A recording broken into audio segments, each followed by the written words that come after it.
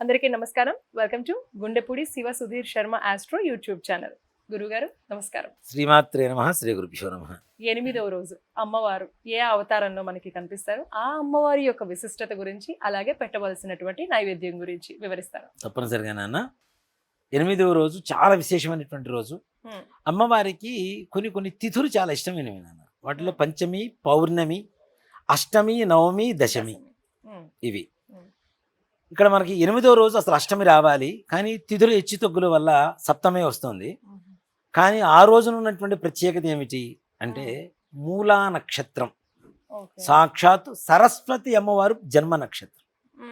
ప్రపంచంలో ఎక్కడైనా ఎవరైనా మూలా నక్షత్రం అంటే మన సరస్వతి అమ్మవారిని పూజించవలసిందే. ఎవరికైతే చదువు రావట్లేదు, జ్ఞాపక శక్తి ఉండలేదు, అలాగే ఎవరికైనా పిల్లలకి అక్షరాభ్యాసం చేయించాలి, ఇలాంటి వాళ్ళందరికీ కూడా దివ్యమైనటువంటి రోజుగా ఈ మూలా నక్షత్రం రోజున సరస్వతి అమ్మవారి పూజగా చెప్పుకోవచ్చు. సరస్వతి అమ్మవారి జన్మ నక్షత్రం అనేటువంటి మూలా నక్షత్రం రోజున ఏ పిల్లలకైనా వాళ్ళ జాతకం ప్రకారం, వాళ్ళ జన్మ నక్షత్రం ప్రకారం కుదిరినా కుదరకపోయినా అక్షరాభ్యాసం చేయించవచ్చు. ఇప్పుడు కొంతమందికి మన తారాబలం చూసుకొని మంచి రోజు చూసుకొని అక్షరాభ్యాసం చేయిస్తాం. కానీ మూలా నక్షత్రం రోజున ఎలా ఏ నక్షత్రంలో పుట్టిన వాళ్ళకైనా తప్పనిసరిగా చక్కగా అక్షరాభ్యాసం చేసుకోవచ్చు. అమ్మవారి పుట్టినరోజు రోజున అమ్మవారి ఎదురుగా పిల్లవాడి విద్య మొదలు పెడితే అమ్మవారు వాడి బాధ్యత మొత్తం స్వీకరిస్తుంది కదా మొత్తం. అవునా? అమ్మవారి పుట్టినరోజు రోజున అక్షరాభ్యాసం చేయటం అంటే ఏంటి? సరస్వతి పూజ, పుస్తక పూజ అంటే అమ్మవారికి విషెస్ చెబుతున్నట్టే. ఆమె జన్మ నక్షత్రం రోజున. అవునా? కాబట్టి విషెస్ చెప్పిన వాళ్ళని ఊరికి వదిలేస్తుందా? నువ్వు నావాడి వేరని దగ్గర చేర్చుకుంటుంది. జ్ఞానాన్ని ప్రసాదిస్తుంది అమ్మవారు. అమ్మవారికి శ్వేతవర్ణం అంటే చాలా ఇష్టం నాన్న. తెల్లటి వర్ణం అంటే చాలా ఇష్టం అమ్మవారికి. అందుకనే మనకి తామర పుష్పాలు దొరుకుతాయి. కలువు పుష్పం వేరు, తామర పుష్పం వేరు. చాలామందికి రెండింటికి డిఫరెన్స్ తెలియదు. తామర పుష్పాలు దొరుకుతాయి. తామర పుష్పాన్ని తీసుకొచ్చి అమ్మవారి గుడి సమర్పించండి, పాదాల దగ్గర పెట్టి. రోజు ఇంట్లో పెట్టుకొని చేసుకోవాలంటే మాకు విగ్రహాలే కావాలంటే విగ్రహాల కల్లా లలిత అమ్మవారి పటం పెట్టుకుంటే అందరి దేవతలు ఉన్నట్టే. చక్కగా అమ్మవారి పటం దగ్గర చక్కగా ఒక తామర పువ్వు పెట్టండి. సరస్వతి అమ్మవారికి చక్కగా అష్టోత్తరం పూజ చేసుకోండి ఉదయం సాయంత్రం. అమ్మవారి అష్టోత్తరం కూడా చాలా ఈజీగా ఉంటుంది. లేదు యూట్యూబ్లో దొరుకుతుంది, చక్కగా మనం పెట్టేటువంటి వీడియోలో కూడా ఉంటుంది. చక్కగా చదువుకొని పూజ చేసుకోవచ్చు. అమ్మవారికి ఏం నివేదన పెట్టాలి అంటే కేసరి ఉంటుంది కదా, గోధుమ రవ్వ కేసరి.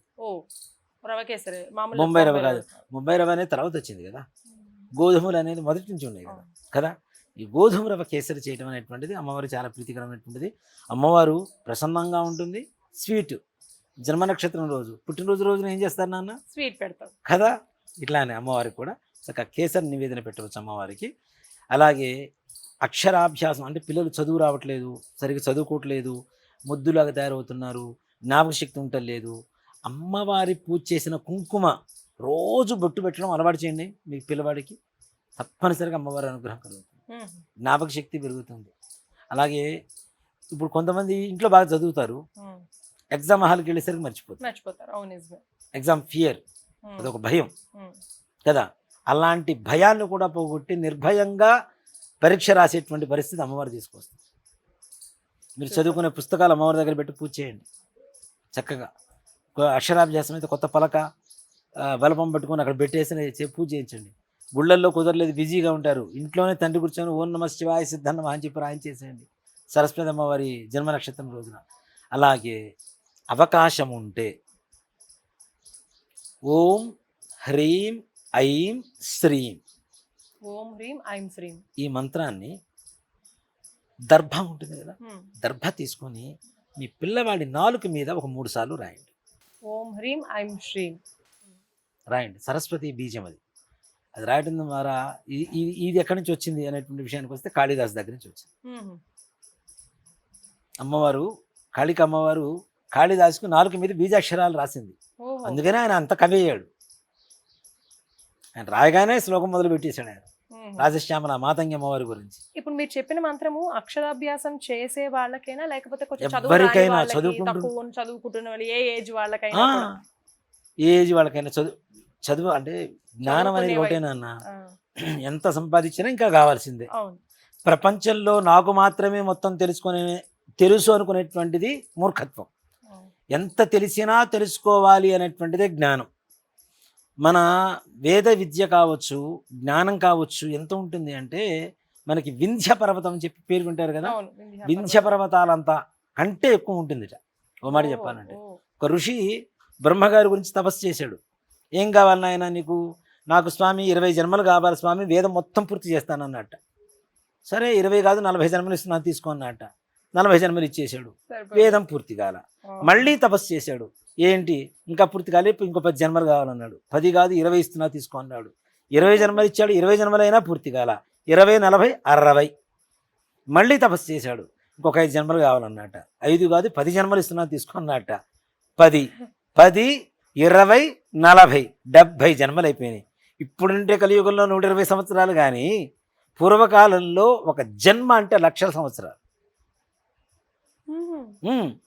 అందుకనే సామ్రాజ్యాన్ని ఇన్ని వేల సంవత్సరాలు పరిపాలించారు, ఇన్ని వందల సంవత్సరాలు పరిపాలించారు పూర్వకాలంలో కృష్ణుడు, రాముడు. అంటే మరి ఇదే కదా కదా.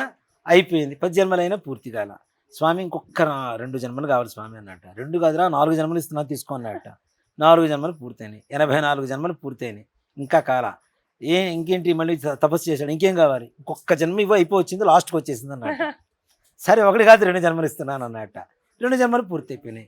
86 జన్మలు, కొన్ని లక్షల సంవత్సరాలు చదువుకున్నా పూర్తి కాలేదు. ఇంకా చివరికి వీడికి విసుగు పుట్టింది. తపస్సు చేసి బ్రహ్మ ప్రత్యక్షం కాగానే, నాకు అసలు వేదం ఎంత ఉందో చూపించి దాన్ని బట్టి ఎన్ని జన్మలు కావాలో అడుగుతాను అన్నాడు. వింధ్యపర్వతం దగ్గరే తీసుకెళ్ళాడు బ్రహ్మగారు. చూశాడు, ఇదే వేదం అంటే అన్నట్ట. నీకెంత వచ్చి దీంట్లో అన్నట్ట. బ్రహ్మని, ఈయన తపస్సు చేసిన ఋషి. అంటే బ్రహ్మగారు ఏం చేశాడంటే, ఆ వింధ్య పర్వతంలో ఇలా 2 వేళ్లతో మట్టి తీసి, ఇది నాకు వచ్చింది అన్నట్ట. అరే బాబోయ్, నీకే అంతే వస్తే మరి నాకెంత వచ్చింది అని అన్నట్ట. గోటితో ఇట్లా మట్టి తీసి, ఇది నీకు వచ్చింది అన్నట్ట. దీన్ని బట్టి నేను చదవలేను ఆయన, నేను పూర్తి చేయలేను ఈ వింధ్య పర్వతాన్ని, ఇంత చదవలేను వేదాన్ని. అంటే జ్ఞానం అనేది ఎంత చదువుకున్నా ఇంకా ఇంకా ఇంకా ఇంకా సంపాదించుకునే శక్తి నిజంగా నాన్న. మనకి ప్రాక్టీస్ చేసే కొద్దీ దాని మీద జిజ్ఞాస పెరుగుతూ ఉంటుంది. కష్టపడి చదివితే ఎవ్వరికి చదువు రాదు నాన్న. ఏదైనా కష్టం అనుకుంటే ఏది రాదు. ఇష్టపడితే ఏదైనా వస్తుంది. కొండ మీద కోతైనా రావాల్సిందే ఇష్టపడితే. కష్టపడితే రాదు. కాబట్టి ఇష్టపడి చదవండి. అమ్మవారి అనుగ్రహం ఉంటే తప్పనిసరిగా పరిపూర్ణమైనటువంటి విద్యావంతులుగా మనం తప్పనిసరిగా మన పిల్లల్ని తీర్చిదిద్దొచ్చు. చూసారు కదా, 8వ రోజు సరస్వతీదేవి అవతారం అనమాట. అలాగే ఆ అమ్మవారిని భక్తి శ్రద్ధలతో పూజించుకున్నట్లయితే అందరికీ జ్ఞానం రావటంతో పాటు మన పిల్లలకి కూడా మంత్రం నాలుక మీద 3 సార్లు, మనకి కానీ మన పిల్లలు కానీ 3 సార్లు రాసినట్లయితే వాళ్ళు కూడా జ్ఞానంతో పాటు చాలా చాలా చాలా చక్కనైన చదువు కూడా వాళ్ళకి అబ్బుతుంది. అదేవిధంగా ఆ రోజు కేసరి అనేది నైవేద్యం పెడతారు. అది కూడా గోధుమ రవ్వతో తయారు చేసినటువంటి కేసరి. అమ్మవారికి ఎంతో ప్రీతి. అది నైవేద్యంగా సమర్పించినట్లయితే అంత మంచి జరుగుతుంది. అలాగే పూజా విధానం కూడా ఇదే వీడియోలో ఉంటుంది. ఎలా చేయాలి ఏంటి అనేది చూస్తూ కూడా మీరు పూజ చేసుకోవచ్చు. ధన్యవాదాలు గురువుగారు. శ్రీమాత్రే నమః. శ్రీ గురుభ్యో.